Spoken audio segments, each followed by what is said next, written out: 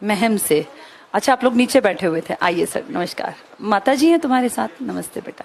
और ये मम्मी हैं, पिताजी हैं, ये सिस्टर है। आइए सर, आइए ऊपर आ जाइए। और वो दोस्त हैं। अच्छा, बहुत बढ़िया। एसआई में हो गया बेटा? किस में? सीआरपीएफ में? सीपीओ के थ्रू। देखो, सीपीओ होता है बेटा सेंट्रल पुलिस ऑर्गेनाइजेशन, इसके थ्रू इनका सीआरपीएफ में, सेंट्रल रिजर्व्ड पुलिस फोर्स में हो गया एसआई के पद पर। बहुत बड़ी बात है और ये मेहनत की डिमांड करता है। एसआई लगने का मतलब है आपने बढ़िया मेहनत कर रखी है, क्योंकि कांस्टेबल से ऊपर का रैंक हो गया। अब कितने स्टार्स मिलते हैं एसआई को? 3, 2 स्टार मिलते हैं। अच्छा, इंस्पेक्टर के 3 होते हैं, तो 2 स्टार्स की नौकरी तक ये पहुंच गया मेहनत करके। ये प्राउड की बात है, जोरदार तालियां बजाओ। और आप क्या करते हैं सर? अच्छा, आप ट्रक ड्राइवर हैं। अपना ही ट्रक है या किसी और का चलाते हैं? अच्छा, किसी और का चलाते हैं। अब आपके चेहरे का तेज देख के लग नहीं रहा कि आप ड्राइवर हैं। ये बेटे के कारण है या आप नेचुरली? अच्छा, बाहर की कंपनी, बाल्को जो है हमारी। अच्छा, वॉल्वो कंपनी, ठीक है। अच्छा, बहुत भारी भरकम ट्रक, तो हेवी लाइसेंस जो वो ट्रक वाला। बहुत बढ़िया सर। और घर में 2 ही बच्चे हैं आपके पास? आ जाओ बेटा। बेटी बहुत इमोशनल हो रही है, भाई की सक्सेस जो है बेटी को बहुत इमोशनल कर रही है। ये बहुत प्राउड की बात है बेटा, तुम्हारा भाई यहाँ तक पहुंच गया। बहुतों का तो सपना ही होता है ये। कितनी एज हो गई बेटा? 25 हो गई। और कितने दिन हो गए ज्वाइनिंग को? अच्छा, जाओगे 15 तारीख, 15 जून को जाना है। चलो, बहुत बढ़िया। और ये दोस्त है तुम्हारा, तुम भी पढ़ते हो आईसीएस में? अच्छा, अकेडमी में पढ़ते हो। बहुत बढ़िया बेटा। तुम अब तैयारी कर रहे हो? अच्छा, तैयारी चल रही है। दोनों दोस्त थे, इकट्ठे पढ़ते थे? अच्छा, भगवान ने चाहा जल्दी तुम्हारा भी कहीं ना कहीं नंबर आ जाएगा। बड़े प्राउड की बात होती है बेटा पेरेंट्स के लिए। 2 ही बच्चे हैं सर आपके पास? अच्छा, और तुम क्या कर रही हो बेटा? मैं भी आईसीएस में। तुम भी आईसीएस में पढ़ती हो? और कोई फॉर्म्स वगैरह भरे हुए हैं? एयरफोर्स का क्लियर था हमारा। अच्छा, एयरफोर्स का क्लियर था। ईश्वर ने चाहा जल्दी तुम भी लग जाओगी, है ना?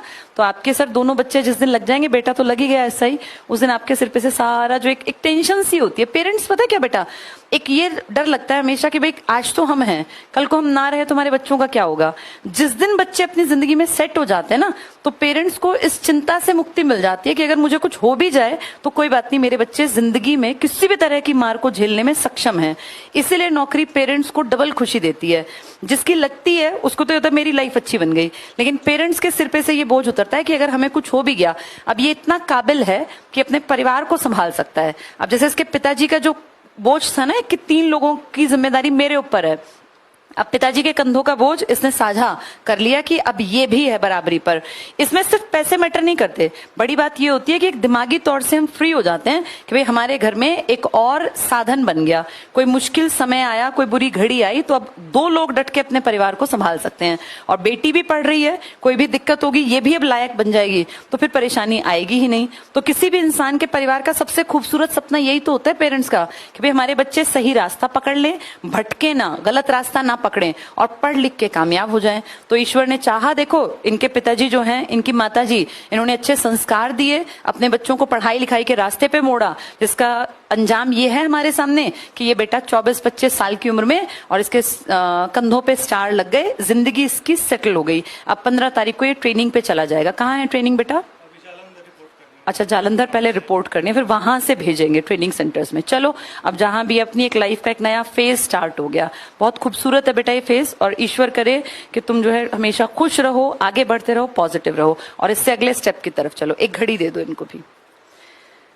आइए सर, आइए, इसकी माता जी भी, आप सब इसके हकदार है। आ जाओ बेटा। एक दिन ईश्वर ने चाहा तो बेटी के लिए एक और घड़ी आप लेके जाएंगे सर। बहुत बहुत मुबारक हो। कुछ बोलना चाहते हो बेटा? अब जैसे ये नए बच्चे हैं, इनका आज 3रा दिन है, तुम भी कभी जब आके पहली बार क्लास में बैठे थे तब तुमने क्या सोचा था? तुम्हारे सामने जब ऐसी घड़ियां कोई लेके जाता था तब कैसा फील होता था? थोड़ा सा अनुभव इनको भी साझा करो।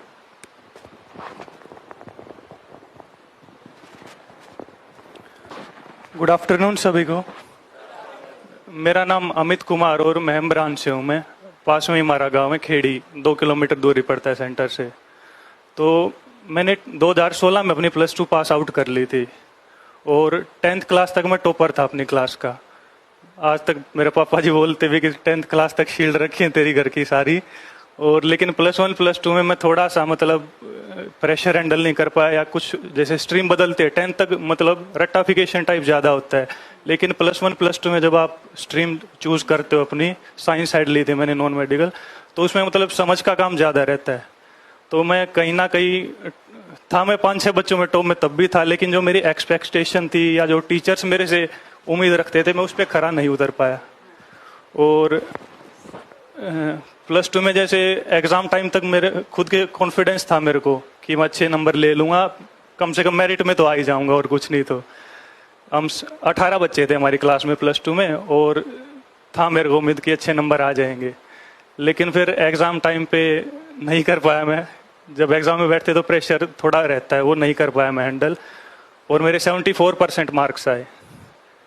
टॉपर से मतलब इतने नंबर वैसे कम तो नहीं है ये भी देखे तो, लेकिन जितनी एक्सपेक्टेशन होती है जब आप उस पर खरा नहीं उतर पाते तो लगता है थोड़ा सा बुरा। टीचर्स को भी लगा कि हाँ भाई लायक बच्चा था और इतने कम नंबर आए, तो मेरे को भी थोड़ा सा फील हुआ। और उस टाइम पे ज़्यादा फील मुझको इसलिए हुआ क्योंकि मेरा बचपन से सपना था डिफेंस फोर्सेस ज्वाइन करने का, इंडियन नेवी ज्वाइन करने का, और उस टाइम पे 80-82% से नीचे रोल नंबर ही नहीं आता था एग्जाम के लिए। 2016 में अगर कोई जानता हो तो उस टाइम पे ये कंडीशन होती थी, अभी तो सबका आ जाता है। तो उस टाइम पे ये लगा कि अब तो सपना भी वो था और उसके लिए रोल नंबर तक नहीं आएगा एग्जाम का, तो फिर अब आगे क्या करें। तो फिर उस टाइम तो कर लिया किसी तरह हैंडल, और सोच बढ़ा के थोड़ा कुछ किया फिर। और उस टाइम इतना पता था, ज़्यादा नॉलेज नहीं थी, आप सबको भी अभी फिलहाल नहीं होगी। बस यही होता था कि +2 के बाद कहीं अकेडमी पे चले जाओ, कोचिंग ले लो और अपने लग जाओगे कहीं पे, या फिर कॉलेज था तो यही किसी यारे प्यारे से पूछ के अपना रोहतक बता दिया उसने कोई सेंटर है और वहाँ पे जाके पढ़ ले। तो गया एडमिशन लिया। शुरू में वहाँ पे वही था, 30 बच्चे की जगह में 100 बच्चे बिठा रखे, और वो टीचर्स आते सभी मशीन की तरह आते, पढ़ाते और चले जाते, मतलब कोई लेना देना नहीं होता था उनको बच्चों से, कि जो पर्सनल टच होता है, जो यहाँ पे एक टीचर्स के साथ हमारा रहता है कनेक्शन, वो वहाँ पे नहीं था। तो 3-4 महीने वहाँ पे जाके मतलब तंग हो गया था मैं भी, और छोड़ दिया मैंने बीच में ही। और फिर कॉलेज में एडमिशन ले लिया BSc में, मैम कॉलेज में ही। और उसके बाद फिर ये हुआ, मतलब मेरे माइंड में ये रहता था कि गलत जगह पे आ गया तू। ग्रेजुएशन का मैंने सोचा नहीं था कभी करूंगा, मेरा बस यही था कि +2 के बाद सीधा रिटर्न क्लियर करके जॉब हासिल कर लूँ।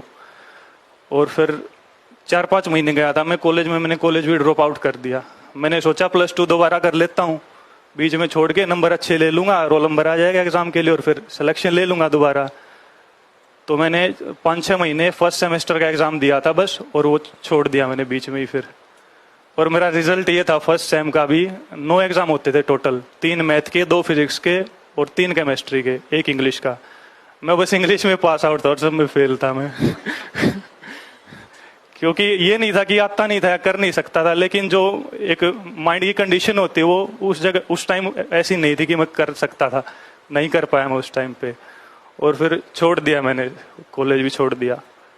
और उसके बाद 2-4 महीने घर पे रहा, और फिर ये प्लान भी बदल गया कि +2 दोबारा करनी है। टीचर वगैरह से बात की, सर ये कर लूँ वो कर लूँ, सब ने मना कर दिया। और फिर बीच में घर पे ही रहा, कुछ नहीं करा मैंने, खाली रहा बिल्कुल, ना कुछ पढ़ा, मतलब एक तरह से बिल्कुल ठाली का है जिसमें वो बैठ गया था बिल्कुल घर पे मैं। और फिर 2017 में दोबारा कॉलेज के फॉर्म निकले। उस टाइम पे मेरा अकेडमी से भी मन भर गया था, मैं कहीं ज्यादा घुमा भी नहीं, 1-2 जगह पे गया था, वो मेरे को अच्छी नहीं लगी, तो मैंने ये कर लिया, अकेडमी पे भी नहीं जाना, अपना कॉलेज ही कर लेते दोबारा। और कॉलेज का ये सोचा कि BSc तो मेरे बस की रही नहीं, वो मैंने ड्रॉप आउट कर दी थी। तो इंग्लिश ऑनर्स में एडमिशन ले लिया मैंने नेकीराम कॉलेज में रोहतक, ओपन काउंसलिंग से हो गया एडमिशन मेरा। और सोचा इंग्लिश मेरी शुरू से अच्छी थी, तो इसमें टीचिंग वगैरह में कर लूंगा कुछ भी। तो वहाँ पे भी एडमिशन ले लिया, NCC ज्वाइन कर